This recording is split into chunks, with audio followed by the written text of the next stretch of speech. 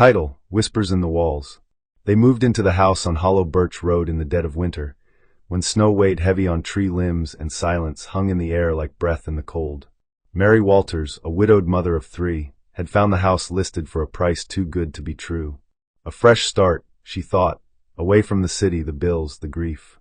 Her children, 12-year-old Caleb, 9-year-old June, and little Thomas, barely 4, were less enthused. Thomas cried the first night, saying someone in the walls was whispering to him. Mary chalked it up to the new environment and brushed the frost from the inside of the windows, which always seemed to return no matter how high she turned the thermostat. On the 5th night, June disappeared. Mary had tucked her into bed with her stuffed fox and kissed her forehead. By morning, her bed was perfectly made, the fox sitting on the pillow, its plastic eyes gouged out. A trail of wet, muddy footprints led to the attic. The door was locked. She called the police. They found nothing. No signs of forced entry. No leads. Just that trail of footprints leading into an attic that hadn't been opened in years. 2 days later, Caleb stood in the hallway, facing the wall. Mary called to him again and again, but he didn't turn. When she touched his shoulder, he finally looked back.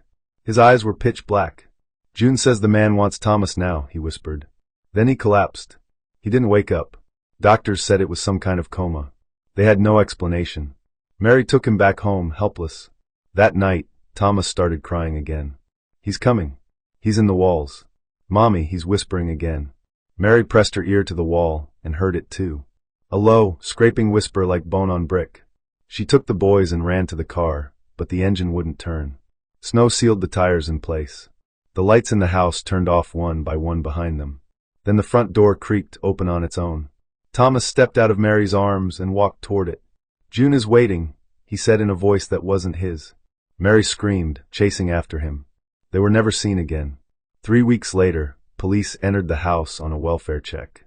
They found all 3 children's shoes lined up neatly by the fireplace, still warm, though the house had no power. Upstairs in the attic, carved into the wooden beams, was a single phrase, repeated over and over. "She brought them to me." Locals say if you stand outside the house on a snowy night, you can still hear a mother calling for her children, and them whispering back from inside the walls.